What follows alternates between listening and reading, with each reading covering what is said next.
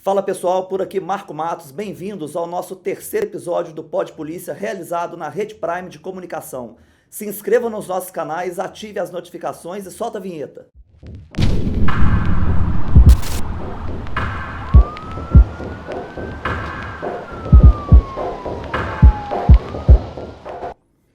Elson Matos, delegado-geral de Polícia de Minas Gerais, aposentado.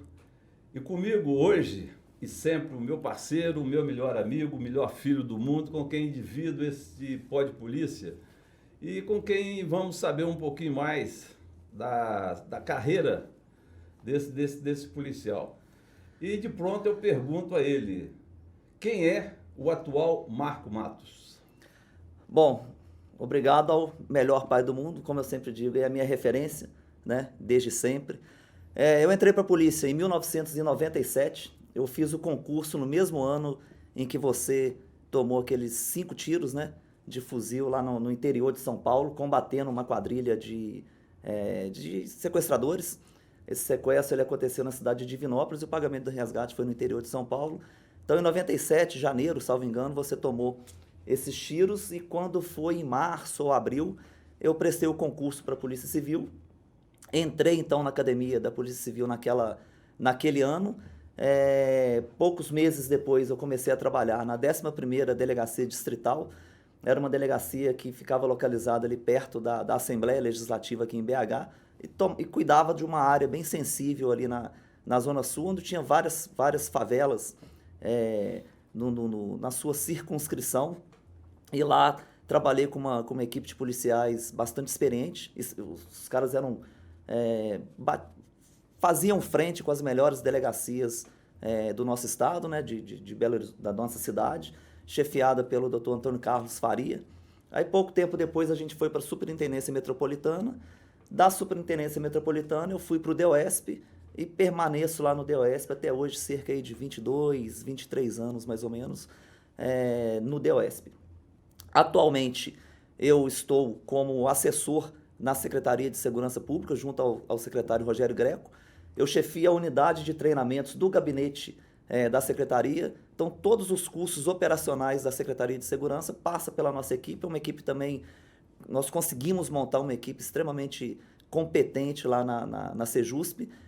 De maio a dezembro de 2021, a gente conseguiu treinar, capacitar 3.000 policiais penais e mais 500 agentes socioeducativos. É um número assim, extremamente alto, né? Em 6, 7 meses aí de serviço. E sou o 02 da CORE, a Coordenadoria de Recursos Especiais, que é o grupo tático da Polícia Civil aqui do nosso estado. Sou também professor, instrutor, né, na Academia de Polícia, na matéria TAP, Técnicas de Ação Policial. Faço parte da coordenação do TAP. Sou instrutor também privado da MMT, Marco Matos Training. Eu montei, junto com a Nayara, a nossa empresa de treinamentos, e a gente roda em Minas Gerais e alguns estados do Brasil ministrando cursos aí, principalmente combate velado avançado, pistol training, enfim, a gente está nesse ramo de instrução aí há bastante tempo. Nós vamos falar sobre a MMT, né, esses treinamentos que são dados aí, a oportunidade que se é dada a qualquer policial, né, a qualquer integrante das forças de segurança, a necessidade de se aprimorar mesmo depois que saiam da academia. Mas eu queria saber um pouquinho antes de você ter entrado na polícia, né, qual a sua história antes de entrar para a Polícia Civil? O que você fazia, onde você morou, o que te levou, inclusive, a se tornar um policial? Eu entrei para a polícia muito novo, com 18 anos eu já era policial, já andava com uma arma na cintura, uma carteira de polícia no bolso. Acho que é uma idade pequena, né, para o camarada já se tornar um policial. Hoje eu vejo isso, acho que tinha que ter uma idade mínima e limite. Acho que 18 anos você ainda tá começando a se tornar homem aí e já tem uma carteira de polícia no seu bolso, né? E uma arma na cintura, que é uma responsabilidade enorme. Mas antes disso, eu sempre falei que eu seria policial. Eu te via saindo em missões aí, principalmente no DEOESP, né? A gente veio para cá quando você cursou no COESP, no curso de Operações Especiais era o nome dado ao curso, que era a porta de entrada do DOSP naquela época. Então você formou no curso e veio para cá. E eu sempre via você saindo em missões, você trabalhando, você viajando, você resgatando reféns. E eu sempre falei, sempre busquei isso, sempre falei que eu seria policial. Eu nunca quis ter uma outra profissão. Eu sempre falei isso, a minha ideia sempre foi ser policial. E quando eu fiz 18 anos, então, eu prestei o concurso e consegui entrar para a polícia e me sinto extremamente realizado na carreira que eu optei, né, para ser a minha profissão. E, na verdade, quando a gente entra nas forças policiais, vira um estilo de vida também, né? A gente passa a andar armado 100% do tempo, a gente passa a querer proteger todos que estão ao nosso redor ou na nossa visão de alguma coisa ruim que possa acontecer. E isso se torna, então, um estilo de vida, a sua forma de tratar, de trajar, enfim. Foi o que eu sempre busquei. Eu sempre, então, falei que eu seria policial por sua culpa, né? Por ver você ser essa referência que você se tornou não só na Polícia Civil de Minas Gerais, mas nas polícias do Brasil inteiro. E eu falei, pô, eu quero ser igual ao meu pai, então eu quero ser policial. Eu não ia conseguir ser um bom jogador de futebol, como ele era, como você foi, né? Inclusive foi profissional de futebol. Então, como eu não ia conseguir ser jogador de futebol, eu falei, pô, vou entrar pra polícia. Só isso vai me restar. Só isso que me resta, porque no futebol eu acho que eu passaria fome. E o pior é que você foi me dar a notícia que havia passado no concurso quando eu estava no hospital, ainda estava internado no hospital, quando eu tomei conhecimento que você havia passado num concurso, né? Então, ainda estava aquele clima ruim, né? Fiquei algum tempo no CTI, 60 dias mais ou menos no CTI. Morre, não morre, morre, não morre. Depois passei lá para o quarto. Do quarto eu fui posteriormente fazer fisioterapia, mais um mês de fisioterapia. E você já começando o curso na academia, né? Então traz uma preocupação, com certeza que traz, mas ao mesmo tempo traz um grande orgulho também, por você ter seguido a carreira, mesmo você vendo a situação que eu estava passando, ainda assim você queria fazer a mesma coisa, né? Então, assim, assim, as pessoas às vezes me perguntam, você não tem medo quando seu filho vai... Eu tenho receio, claro, né, que quando ele vai para uma operação aconteça alguma coisa, mas se acontecer alguma coisa é porque ele estava fazendo aquilo que ele gostaria de fazer. Então, eu tenho a certeza absoluta que você acertou na sua profissão. E quando eu fui te dar a notícia, você tinha acabado de sair do CTI, né? Você ficou no CTI ali por volta de 60, 65 dias. Foi mais ou menos, né? E quando você acabou de sair do CTI, foi mais ou menos quando teve a prova do concurso também, que eu te avisei que eu tinha passado. A família inteira estava muito preocupada, por a sua situação ainda... Apesar de você ter saído do CTI, era muito delicado ainda. Ainda era preocupante. Né? E foi realmente uma preocupação para todo mundo, para minha mãe e tal, mas era uma coisa que eu sempre busquei. E riscos, a nossa profissão, o risco é inerente a ela, então existe sim o risco, mas a gente faz aquilo que a gente gosta, defendendo um ideal. Né? Nós policiais, nós defendemos um ideal e a gente treina, a gente se capacita para minimizar algum tipo de risco, mas ele sempre está presente e a gente faz o que a gente gosta, né? Enquanto a maioria das pessoas, ao se deparar com o perigo, a maioria das pessoas elas se submetem a esse perigo ou fogem, nós vamos em direção ao perigo, né? Então, se a gente escutar um barulho de tiro ali fora, agora na rua, a gente vai sair correndo em direção a esse barulho para a gente ver o que está acontecendo. Contrário à multidão que está correndo. Que vai correr ao contrário, né? Então, a Dave Grossman fala dos lobos, das ovelhas, né? E dos cães pastores. Os cães pastores exatamente somos nós.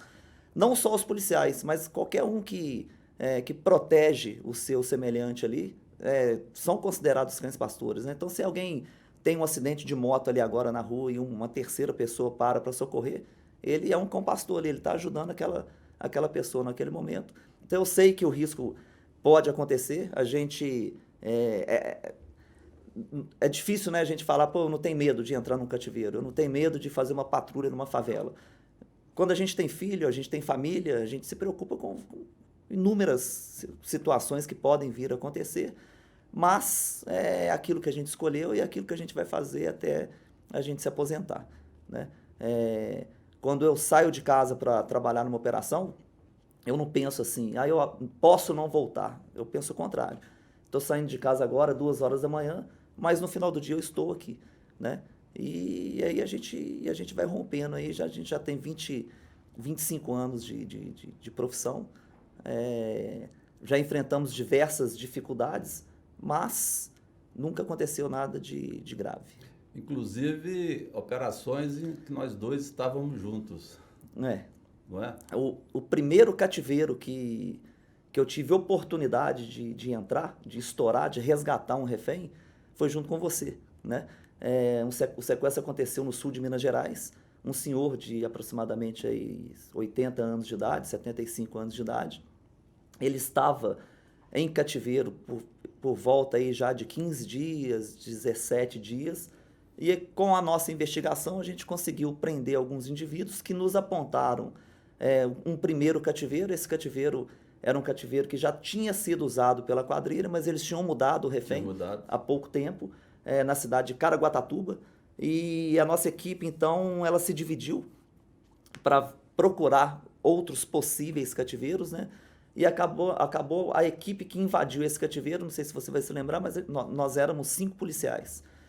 Éramos eu, você e mais 3 policiais. Dentre eles, o Cláudio Tafarel, que é um ícone na nossa polícia. Inclusive, temos que trazê-lo aqui para ele... Ele tem boas histórias. Tem muitas histórias, né? Muitos serviços, bons serviços prestados. Mas, enfim, então nós invadimos esse cativeiro.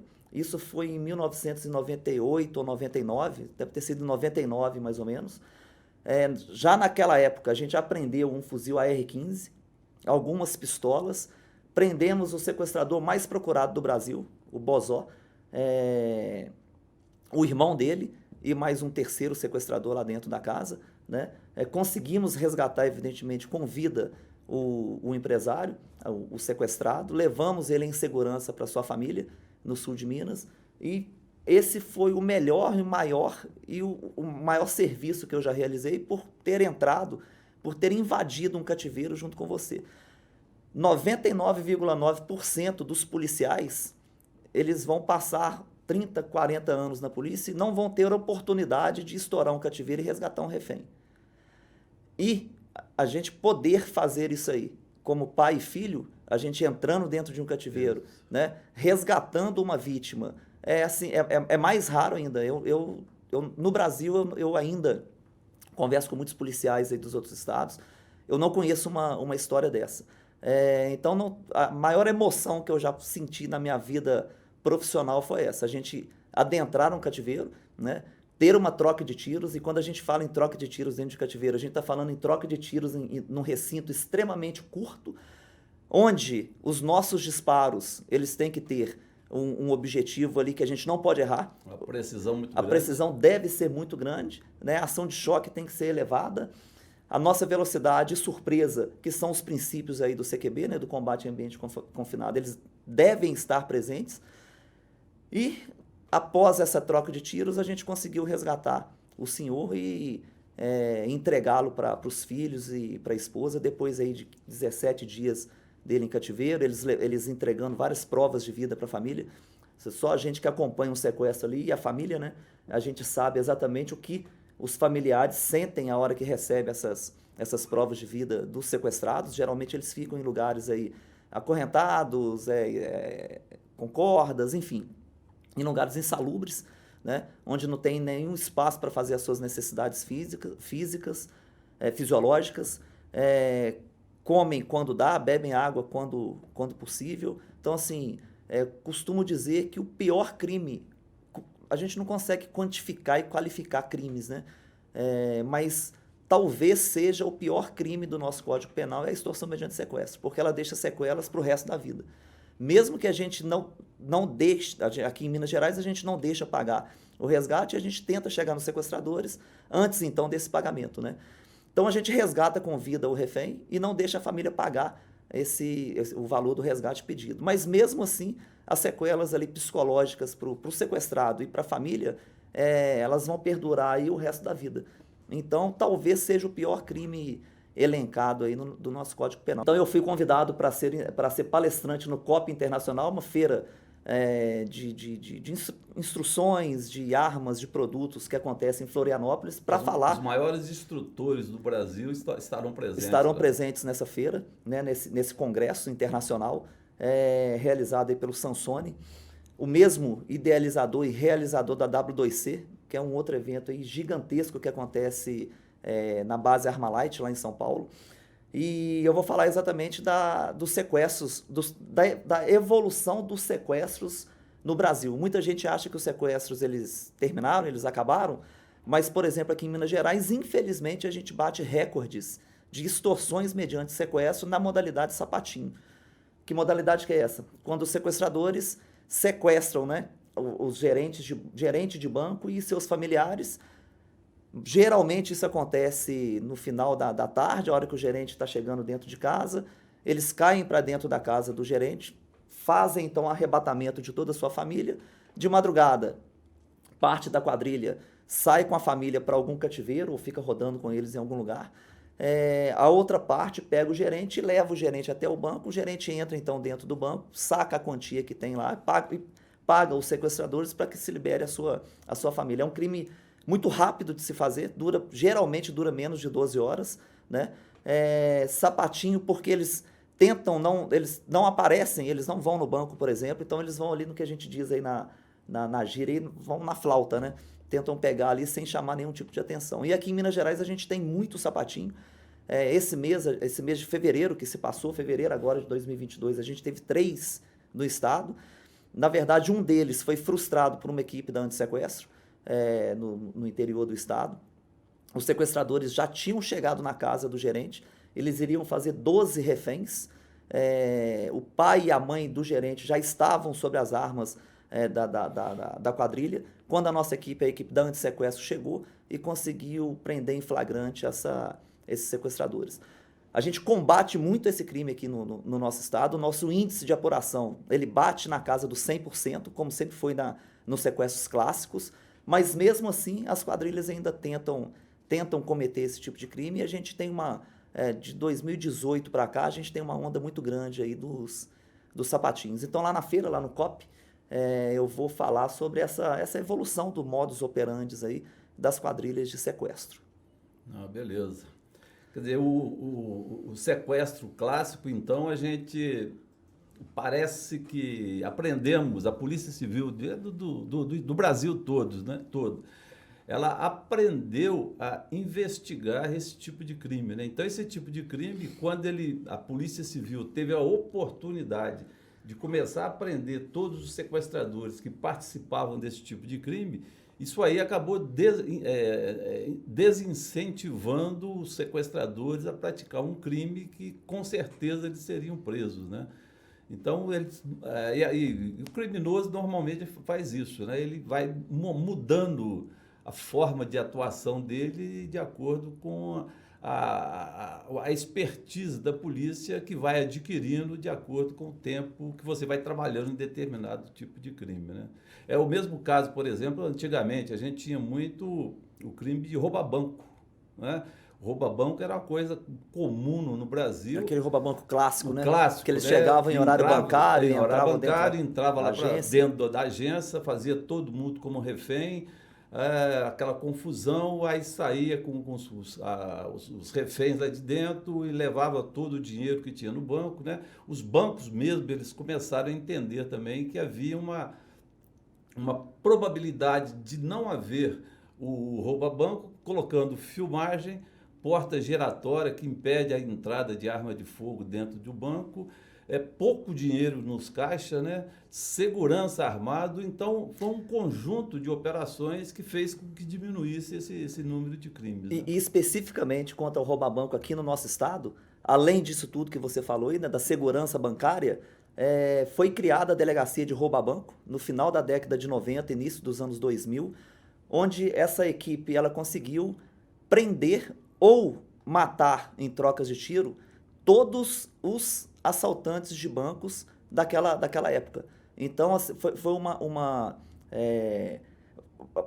criou-se uma equipe muito forte, né? A delegacia de roubo a banco, ela era subordinada, ela ficava na delegacia na furtos e roubos, que sempre teve uma fama de delegacia extremamente competente na apuração dos crimes, né? Exato. E na minha opinião, mais uma vez aí, tudo que a gente fala aqui, as opiniões são pessoais, a gente não está representando aqui nenhuma instituição. Então as opiniões são nossas, né? E não de alguma instituição.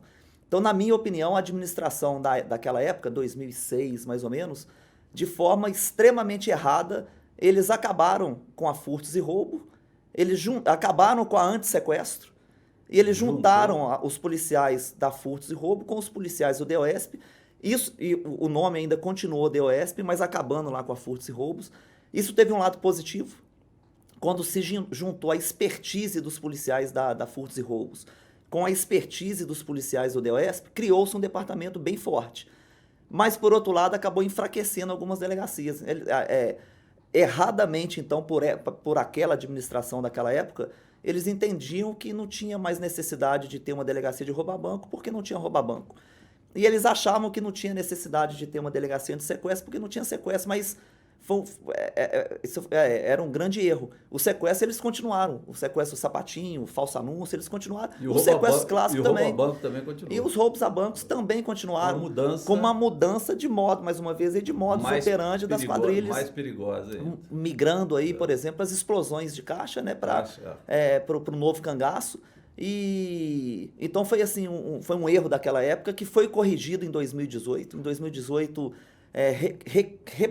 recriou o DEOESP com as delegacias de crime organizado, a CORE e a antissequestro. Então a gente ficou de 2006 a 2018 sem uma delegacia especializada no combate aos sequestros e ficamos de 2006 a 2018 sem uma delegacia especializada no combate aos roubos a bancos. Em 2018, então, por uma resolução interna da Polícia Civil, foi recriado, então, o DEOESP tomou uma nova roupagem e o DEPATRE, que é o Departamento de Crimes contra o Patrimônio, ele foi inserido nessa resolução com uma delegacia de roubo a bancos lá dentro também. Aproveito para dizer que os policiais do DEPATRE, eles são, assim, a última ratio no combate aí, desse tipo de crime, de roubos, né? Roubos e grandes furtos. São caras extremamente competentes, são camaradas que são oriundos ainda da furtos e roubos. A gente tem vários colegas lá que trabalharam na delegacia de furtos e roubos na década de 80, década de 90. São policiais extremamente combativos, né? Quando eu cheguei em Belo Horizonte, logo após ter feito o curso de operações especiais, o modelo de polícia que eu gostaria de ser era o pessoal da furtos e roubo. Eu trabalhando no DEOESP, o modelo que eu tinha era furtos e roubo, pela eficácia que eles tinham realmente na apuração dos crimes que cometiam, que eram competência daquela delegacia. E eram policiais temidos pela vagabundagem, né? Eram policiais que realmente, quando eles começavam a investigar um crime, o vagabundo sabia que iria chegar nele. Ou o cidadão infrator, né? Como hoje, politicamente correto. Aí a gente tem que chamar o marginal, o vagabundo. Mas aqui no nosso Pode Polícia a gente fala o que a gente quiser, então a gente chama de bandido, de vagabundo. Sem problema nenhum. E é isso mesmo, né? Aqui não tem mimimi. Aqui não tem mimimi. Mais uma vez, a gente vai fazer um podcast só falando dos mimimis, que tem muito aí. Tem. Então a Furtos e Roubos ela foi recriada aí em 2018, junto com a Antissequestro lá no DEOESP, né? Então hoje a gente tem referências, a gente tem um departamento de crimes contra o patrimônio, a gente tem um departamento estadual de operações especiais que abarca a Antissequestro. O sequestro clássico, como você estava falando aí, o sequestro clássico ele diminuiu bastante no Brasil. Aqui em Minas Gerais a gente tem uma média de 1 por ano, né? Então é um número muito baixo. E ele diminuiu por esses motivos, né? Combate eficaz. Um combate enérgico aqui no estado, com as quadrilhas presas ou mortas. Geralmente a gente estourava cativeiro fora do nosso estado. A gente já estourou cativeiro em Goiás, o DEOESP, né? Cativeiro em Goiás, cativeiro em São Paulo, Rio de Janeiro. Já fizemos, o departamento DEOESP já fez prisões na cidade de Oeste, no Paraguai, num sequestro que aconteceu aqui na região metropolitana. Os vagabundos estavam negociando de lá, então um deles foi preso lá na próxima Ponte da Amizade, lá em cidade de Oeste. Alguns sequestradores já foram presos no Paraná, com cativeiro em Goiás, né? Então, o DOESP nunca teve fronteira. Na verdade, a Polícia de Minas, ela não tem fronteira. Estava lembrando mais cedo de uma operação que a gente trabalhava na Superintendência Metropolitana, ou seja, a gente cuidava aí da região metropolitana e a gente foi prender o último da família Leite. A família Leite foi uma família que todos os irmãos foram presos por conta de chacinas lá na região de Malacacheta. O último Leite, então, que estava na rua, o Alírio Nunes Leite, foi preso pela nossa equipe da Superintendência Metropolitana no interior do Rio de Janeiro. Então, a polícia mineira ela não tem limites, hein? O DOESP, então, nem se fala. A gente já rodou aí o Brasil inteiro prendendo marginais. Você disse que começou a sua carreira no distrito... 11ª Delegacia Distrital. Com o doutor Antônio Carlos de Faria. Isso. Doutor Antônio Carlos de Faria trabalhou durante muito tempo na Furtos e Roubo, né? Então, com certeza, ele foi um exemplo para vocês de investigação, né? Como é que é o trabalho intensivo que deve ser feito pela Polícia Civil. E além desse caso aí dos Leite e do Alírio, inclusive a gente até fez uma vez uma operação lá na região de Água Boa e aquela região toda. Comandada pelo Dr. Nilton Ribeiro. Nilton Ribeiro, que era uma operação gigantesca. Ele era o chefe do Departamento de Investigações na Lagoinha, né? O DI, por exemplo, hoje já acabou, né? Mas era a ponta de lança da Polícia Civil na investigação, né? E o doutor Antônio Carlos de Faria, com certeza, é um nome inesquecível na área de investigação, né? Então, você teve um bom aprendizado também ao iniciar com ele, né? O doutor Faria, ele foi investigador de polícia. Ele foi investigador da Furtos e Roubos, depois ele foi delegado na Furtos e Roubos, né? E ele realmente foi uma grande referência ali logo no início da minha carreira. Inclusive, se ele estiver assistindo, quando nós nos formamos na academia, ele formou para investigador, eu formei para escrivão, né? E houve uma Olimpíadas, né, de escrivão contra investigador, eram 1000 investigadores e 100 escrivães, né? E a nossa equipe de futebol de salão, nós ganhamos do time dele na final e eles provocaram uma briga tremenda porque no futebol eles não conseguiram ganhar da gente. Doutor Faria, você está lembrado disso, né? E ninguém te esfregou uma camisa na sua cara, não, viu? Foi despeito de ter perdido para um time com muito menos policiais e vocês ainda perderam para nós. É um recado para o senhor.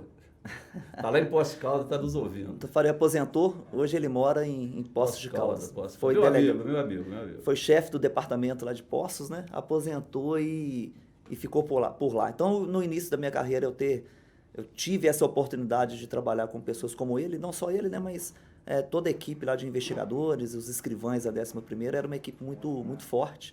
E isso foi, para início de carreira, isso aí é excelente, né? A gente já trabalhar com aquelas pessoas que já eram referências na época. A gente tem que buscar isso, trabalhar com as referências. E um dia, quem sabe, se tornar uma referência também, né? Ou seja, ele preparou vocês para trabalharem no melhor local, que é o DOESP, né? É claro que a gente está brincando aqui, todas as delegacias, todos os departamentos aqui, principalmente aqui em Minas Gerais, que a gente conhece mais, né? A gente tem excelentes referências. Hoje, os novos policiais, né, com o conhecimento que eles têm na área tecnológica, fazem com que eles produzam excelentes serviços que na época a gente não conseguia porque a gente não tinha, primeiro não tinha ferramenta, a gente não tinha um computador para você ir lá pesquisar, né? Você tinha que ir na rua para buscar essas informações, né?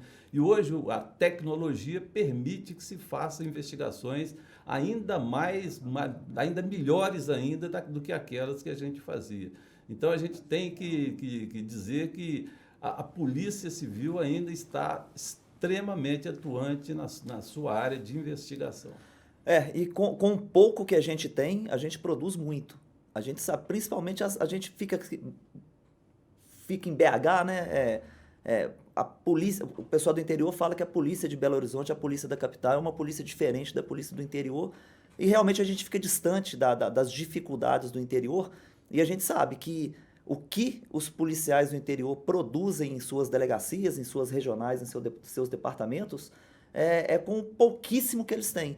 É uma estrutura pouca, pequena, para se produzir, para se investigar tantos crimes como esses nossos colegas do interior aí, eles conseguem fazer. Os nossos departamentos aqui da capital também são departamentos combativos, né? São departamentos aí, de excelência. O DHPP, por exemplo, Departamento de Homicídios e Proteção à Pessoa, eles produzem muitas investigações, né?